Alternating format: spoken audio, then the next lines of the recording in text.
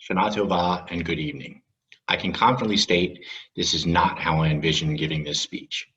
Hopefully many of you have seen the series of interviews on our Shabbat Shalom emails or Facebook page titled My B'nai Torah Story. Well, let me tell you my B'nai Torah story. For those of you who don't know, I used to sell drugs, the legal kind. I was a pharmaceutical rep for Pfizer in Miami and was promoted to a managerial position in Atlanta back in March of 2004. Esther and our three young kids, Miriam, Benjamin, and Jacob, moved up here after the school year ended, so late May. It was supposed to be a short stint, 9 to 18 months, and then I would be promoted again, and our hope was to move back to South Florida. Well, Pfizer purchased a few large companies, and all hiring and promotions were frozen. Let me back up a little bit. I grew up in Philadelphia at a Reformed congregation. We were a Zionist household that was involved in UJA, now called Federation. I remember making calls on Super Sunday when I was 10 years old. I remember my father soliciting people in our living room. You know, the room no one was allowed in except on Passover, Rosh Hashanah, and other times when special guests were in town. I met Esther on a Federation summer singles mission to Israel. Actually, I first met her at a planning meeting because we were both on the YLC board of the Miami Federation, and we were going to be soliciting people on our trip. She arrived late to the meeting in a softball uniform. Jackpot. A cute single girl who played sports. She couldn't stay because she had a game that night. Well, there was a game that night. Esther had to go drink some beer with a few of her friends at the public defender's office, and some people were even playing softball. Back to Israel. After 3 days, I told her I was going to marry her. There may have been some alcohol involved. We spent the next week or so almost inseparable in Israel, talking about different aspects about our lives and expectations. Esther grew up conservative, strictly kosher, like never had bacon or pepperoni until she met me. Sorry, rabbis. I also kept kosher growing up. My family returned from a UJA Shabbaton, and my siblings and I told my parents we wanted to keep kosher. So we turned into a kosher household. Certainly not as strict as some. With that, keeping kosher was an easily agreeable conversation for Esther and me. On our last night together in Israel, unbeknownst to the other, we purchased a little gift for each other. I gave Esther a chamsa, so it would protect her when I wasn't around. She gave me a piece of Judaica, which I thanked her for. Then I asked, what is it? They were tallis clips. Awesome. Esther left for Miami the next day, and I was spending the weekend in Israel. First task, purchase a tallis so I could use the clips on something. That is correct. I did not own a tallis before that. 6 months after we returned from Israel, I proposed to Esther. 10 months later, she made me the luckiest guy on the planet as we were married. And 11 months later, Miriam joined our family. We moved to Atlanta when Miriam was 4. We really didn't have a strong shul connection at first, but Esther, was making friends with many of the parents at Epstein, where our children attended school. That is how we were introduced to B'nai Torah, and we immediately realized we were in the right place. Well, I was downsized with 10,000 of my closest friends at Pfizer in December of 2006. But by then, we loved Atlanta. We missed our friends in Miami, but we really didn't miss Miami. I spent a few years as an executive recruiter. I was okay at it, but I hated being chained to a desk. And eventually I found college hunks. I launched the business in January of 2010 with 1 truck and 2 hunks. Times were tough, and we didn't have a lot of discretionary income.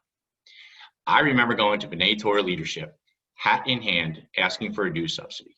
Pretty tough to walk through the doors feeling like a failure that I couldn't pay the full amount of dues.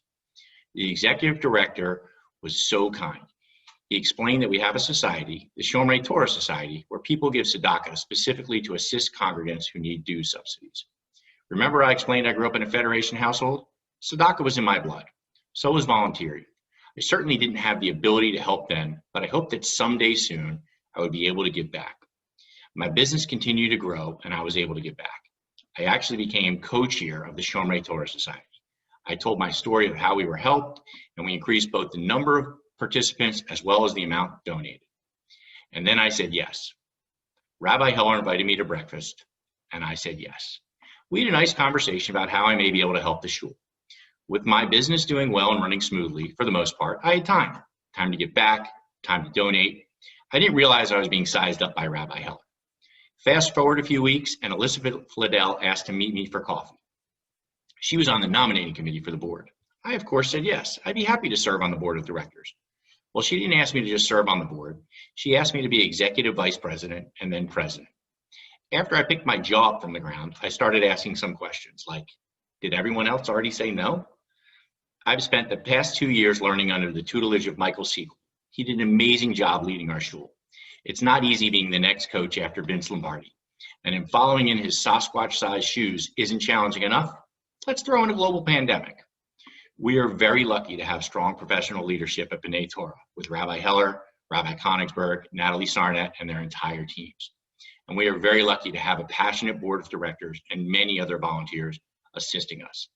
Some of the highlights include quickly switching to a Zoom platform to conduct services and minions online, allowing people to still feel connected, the connection of B'nai Torah, but also the healing services of healthcare workers and Monday morning inspirational commute sessions, switching to an online preschool model, and enjoying some great bar and bat mitzvah celebrations that were different but extremely powerful, especially seeing mitzvahs, families, and friends from all over the world.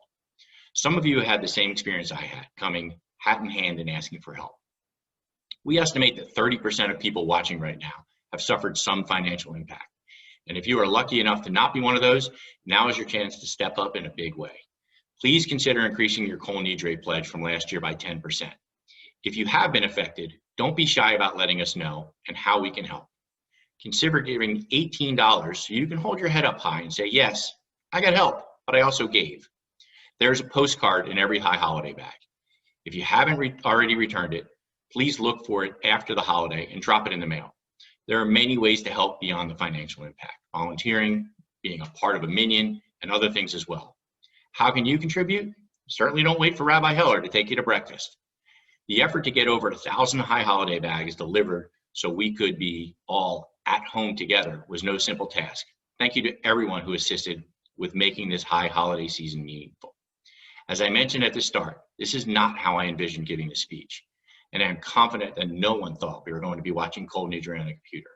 This is definitely a challenging year. As I explained in my B'nai Torah story, we hope you know we are here for you in your time of need, and we hope you can assist others in their time of need. While we are not physically together, our community has always been there to support and care for one another. I know this year we will continue that tradition. I know we are not currently in the sanctuary, but we are at home together. Gamar Chatima Tova.